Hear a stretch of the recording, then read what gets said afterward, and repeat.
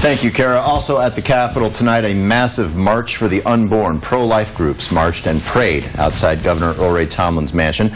Eyewitness News anchor Stefano DiPietrantonio just got back from that vigil. And Steph, what were they hoping to accomplish there this evening? Rick, their ultimate goal is to get the legislature called back in and override the governor's veto. Take a look at the abortion bill one more time, or else they'll have to wait until the next session to make any change. No doubt they're angry over the governor's veto last Friday night.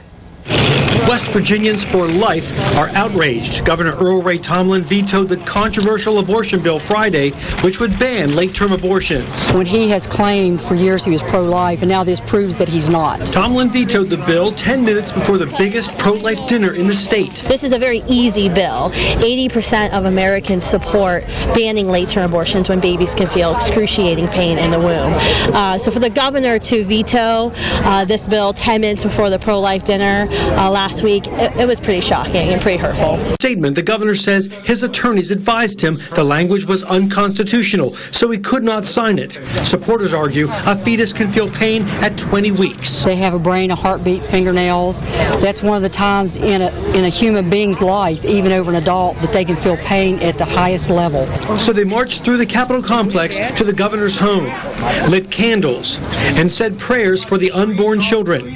They also collected diapers for the Crisis Pregnancy Center here in Charleston. The lights were on, but no way to tell if Tomblin was inside, hearing their plea. You remember a pro-life Earl Ray Tomblin, so were you surprised or stunned when you heard that he vetoed this down?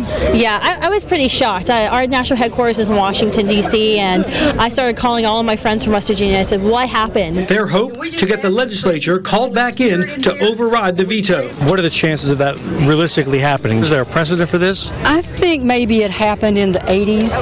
They were called back into session for something not quite of this magnitude that does not have to do with babies' lives.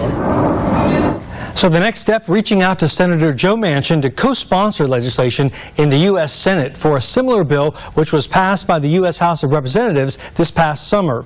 A legal team is looking into what it would take to call the legislature back. They admit it is a long shot, but not impossible. Stefano DiPietrantonio, Eyewitness News. Thank you, Steph. Elsewhere